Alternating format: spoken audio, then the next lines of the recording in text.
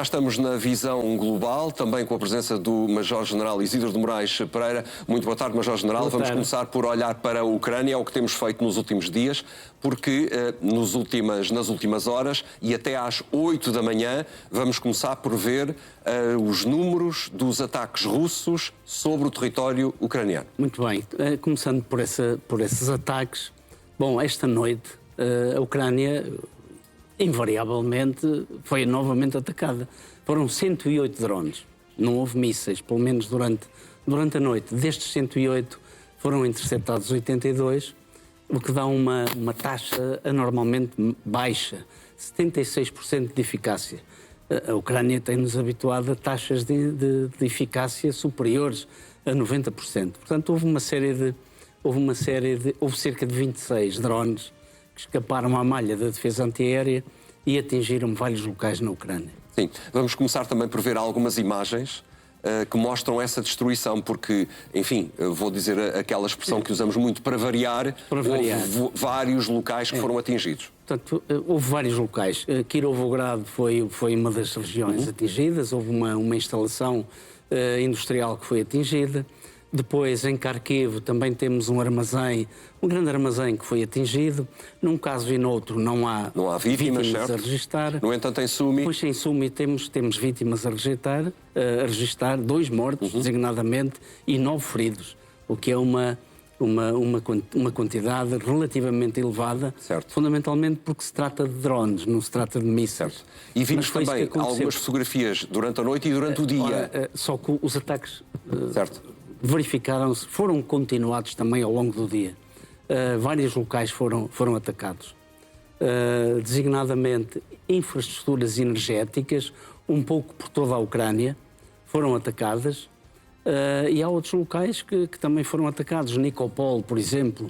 Nikopol foi atacado, foram atacadas socorristas que se dirigiam aos locais para no fundo, prestarem o auxílio a potenciais vítimas de um local de um bombardeamento, designadamente por bombas CAB ou FAB, que são bombas largadas por aviões e que são direcionadas para determinados alvos com uma capacidade destrutiva muitíssimo grande. Foram também atingidos carros de bombeiros, também foram atingidos. Entretanto, já estamos a ver o diagrama que também costumamos olhar todos os dias do reverso da medalha. Estou a falar, obviamente, dos ataques que a Ucrânia fez a zonas dentro do seu próprio território e também a fora do seu território. Vou só pedir para que voltem a pôr o diagrama que estávamos a ver há pouco, para vermos melhor os ataques que foram feitos à Rússia e também em zonas de territórios ocupados pela Rússia na Ucrânia. Muito bem. Este diagrama que aqui está é um diagrama que temos apresentado muitas vezes. Tem aqui simbolicamente representados os trajetos ou as direções dos drones de ataque. Eu falo em drones de ataque porque nesta noite temos apenas setinhas vermelhas, o que significa que a Ucrânia atacou o território da Federação Russa e, muito bem, como o Francisco referiu, algum dos territórios temporariamente ocupados da Ucrânia, e estas setas foram cerca de 400 que foram identificados, cerca de 400 drones. Temos a ver aqui que a grande maioria dirigiram-se à Crimeia ocupada e aqui à região do Krais de Krasnodar, a região de Rostov-on-Don, digamos assim. Houve também ataques na direção norte, alguns deles até ultrapassaram inclusivamente Moscou. Sim. Estes ataques têm a ver também com o contínuo esforço da Ucrânia em fazer com que esta guerra não seja dada por perdida, necessariamente, não é? E tem a ver também com muitos alvos que foram atingidos na zona de Kerch, na zona da Crimeia. Primeiro, agora, vamos olhar para algumas fotografias de ataques junto da zona de Kerch. Sim, fundamentalmente foi a região da Crimeia e áreas adjacentes que foi mais atingida. O que estamos a ver aqui é mais um depósito de combustível da central termoelétrica de grande importância no contexto da Crimeia, que alimenta grande parte do edificado e das localidades da Crimeia. Mais um. Esta região já tinha sido atacada anteriormente, há bem pouco tempo, foi na noite do dia 21 deste mês, e hoje voltou a ser atacada. Portanto, é na região de Queres, estamos a ver aqui este retângulozinho vermelho. Sim, representa a localização. São as imagens da NASA, certo, e que representam exatamente o local onde há produção de calor, chamas, onde há incêndio. E há aqui um incêndio resultante de mais este depósito de combustível que foi atingido. E já tinha sido atacado antes? Já tinha sido a 21 de junho.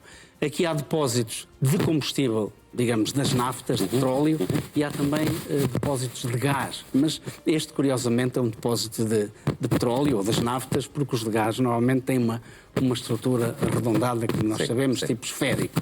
Mas, no fundo, estes depósitos servem fundamentalmente para alimentar a central termoelétrica. Portanto, esta foi atacada, mas não se ficou por aqui, não foi apenas isto. Há também uma subestação muitíssimo importante aqui na região de Sebastopol, que também já tinha sido atacada, voltou a ser atacada, o que provocou naturalmente a quebra de fornecimento de energia elétrica a grande parte da própria Crimeia. Sim.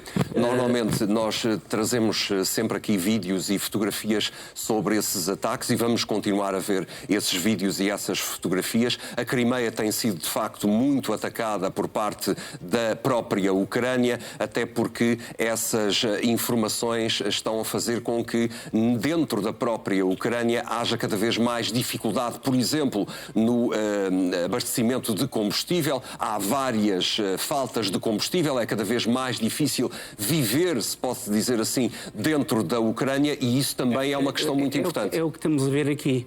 Estas regiões têm sido atacadas. Estávamos a ver aqui uma imagem de Marianovka. Está aqui em cirílico. Aqui é exatamente esta a localização da subestação.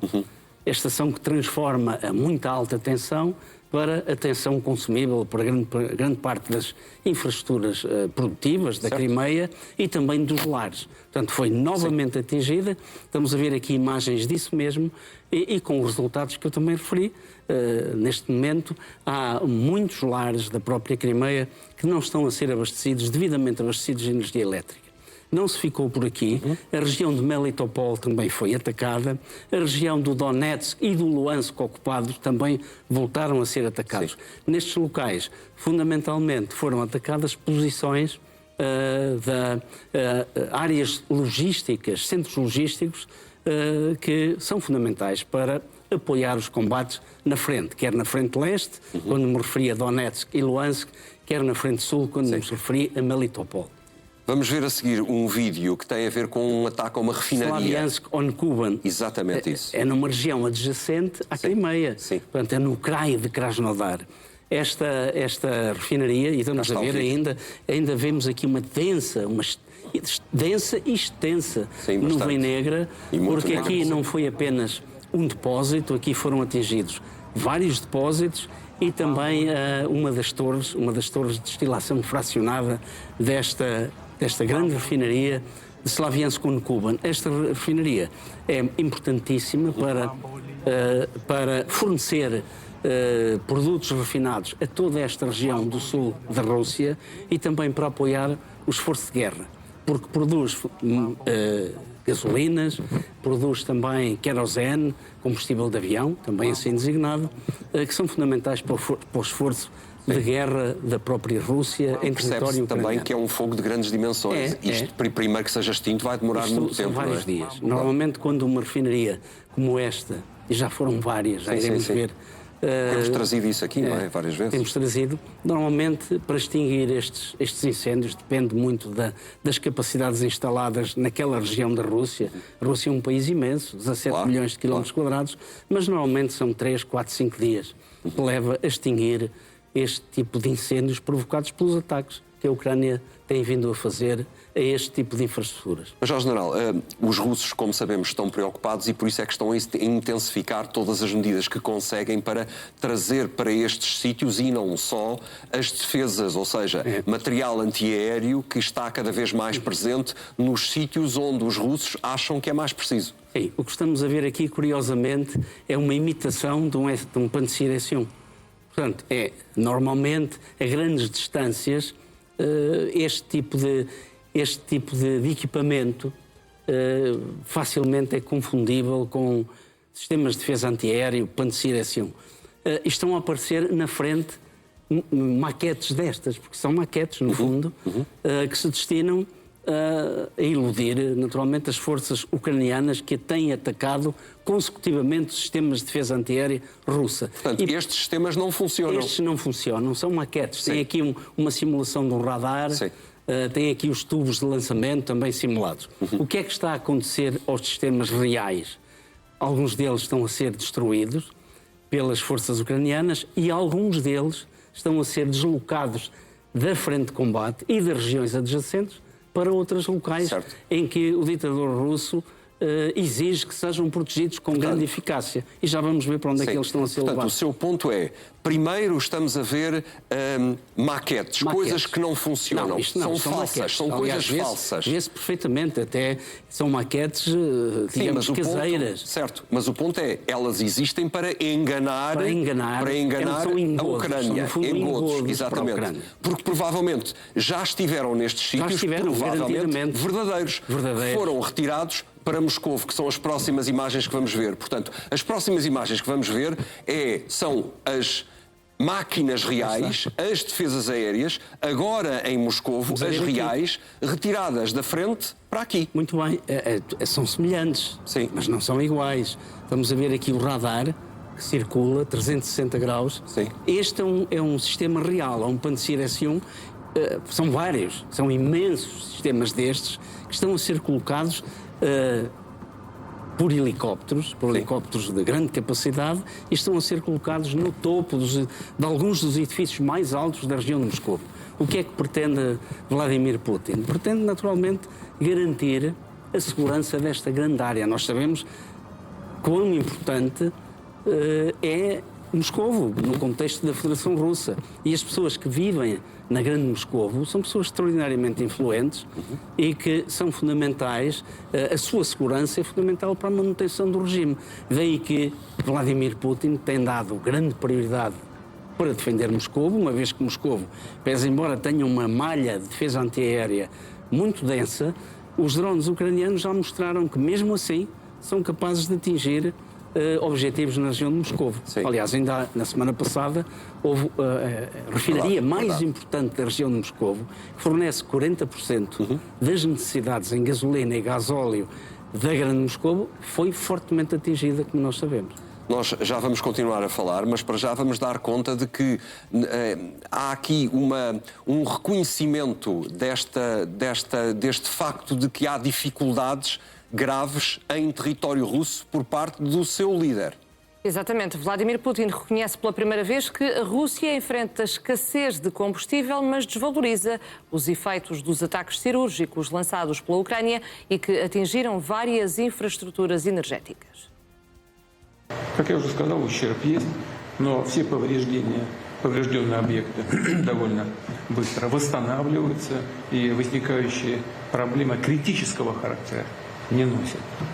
Все у нас работает стабильно и с большим запасом прочности. Все эти террористические вылазки никак не влияют на ситуацию на фронте. Вот это принципиальная вещь. Все удары, куда бы они ни наносились по нашей инфраструктуре, они абсолютно не влияют на положение на фронте, на линии боевого соприкосновения.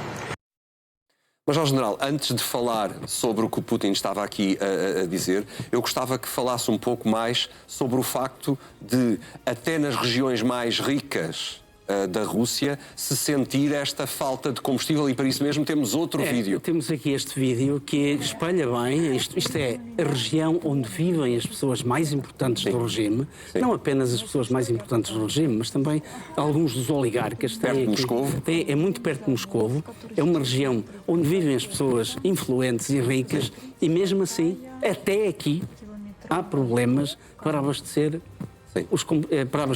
os automóveis. Sublinhando até aqui. Até aqui. Certo. Portanto, não é bem como Vladimir Putin está a dizer. Ele diz que isto tudo não é um problema. É um problema. As pessoas chegam a estar 12 horas e mais a esperar pela sua vez para poderem atestar, e mesmo assim não conseguem, muitas delas, atestar o depósito, porque em muitas regiões da Rússia estão contingentadas entre 20 a 40 litros de combustível. Portanto, há problemas sérios. E Putin diz que esses problemas não estão a ter qualquer influência nos combates na linha da frente. Bom, também não é bem verdade. Sim, não é bem verdade. Até porque é exatamente pela aplicação desta estratégia de longo alcance, as sanções de longo alcance, o que é que se está a verificar? Está-se a verificar que na Crimeia os problemas são severos, não há praticamente combustível, há ausência de alimentos, já há racionamento de alimentos nos próprios supermercados e grande parte dos autotanques de combustível que se dirigem pelas rotas logísticas, quer vindo da Crimeia, quer vindo de Rostov-on-Don, estão a ser sistematicamente flagelados pelas forças ucranianas, pelos drones de médio alcance ucranianos. E é por isso que, fundamentalmente, na frente sul, a Ucrânia tem vindo a recuperar bastante território. Aliás, se fizermos aqui um confronto entre o território que a Ucrânia tem vindo a recuperar e aquele que Putin tem vindo a conquistar, bom, aqui o deve haver, pende favoravelmente para a Ucrânia. Portanto, há problemas sim, não é como diz Putin. Muito bem. Ataques russos fizeram hoje pelo menos 5 mortos em Dnipro. O governador regional afirma que, para além dos mortos, também 21 pessoas ficaram feridas, 5 das quais estão agora em estado grave. Ora, a polícia divulgou vídeos. Estes vídeos mostram paramédicos a prestar assistência aos feridos na rua, no meio da rua. Dnipro encontra-se a cerca de 100 km da linha da frente e tem sido regularmente alvo de ataque por parte das Forças Armadas russas. Também lhe digo que o ministro dos Negócios Estrangeiros da Estónia defende que a queda de drones ucranianos desviados da sua rota em território da NATO é um preço que vale a pena pagar pela destruição de refinarias e bases militares da Rússia. Segundo o ministro, apesar de a Estónia não estar satisfeita, os ataques estão efetivamente a atingir a linha vital de Putin. Nos últimos meses, Kiev aumentou drasticamente o número de ataques com mísseis e drones de longo alcance contra alvos no interior da Rússia, atingindo por vezes locais situados a centenas de quilómetros das linhas da frente na Ucrânia.